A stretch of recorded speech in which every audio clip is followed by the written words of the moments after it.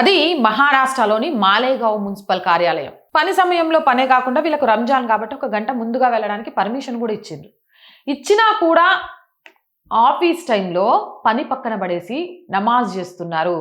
నమాజ్ చేయడమే కాదు, మేము ఆఫీస్ టైంలో నమాజ్ చేస్తాం, మమ్మల్ని ఎవరేం చేస్తారు అని వీడియోలు తీసి సోషల్ మీడియాలో అప్లోడ్ చేస్తారు. అక్కడ పోలీసులు, మున్సిపల్ అధికారులు కూడా దీని గురించి ఇదే చెప్తున్నారు. అయ్యప్ప మాల వేసుకొని, హనుమాన్ మాల వేసుకొని, లేకపోతే దేవీ నవరాత్రుల్లో ఉపవాసమే చేయనియండి, 9 రోజుల వినాయక నవరాత్రులే రానివ్వండి, ఒక గంట పర్మిషన్ ఉండదు, అరగంట ముందు వెళ్ళడం ఉండదు, లేదా హారతి టైంలో మధ్యాహ్నం వెళ్ళడానికి కూడా పర్మిషన్ ఇవ్వరు. రంజాన్ వచ్చిందంటే ముందుగా వెళ్ళడానికి పర్మిషన్లు, ఇఫ్తార్ విందులు, ఏకంగా ఆఫీస్ టైంలలో పని చేయకుండా నమాజ్ చేసుకుంటూ కూర్చోవచ్చు. ఈ 4 రోజులు సెలవులు తీసుకోండి, ఎవరు వద్దన్నారు?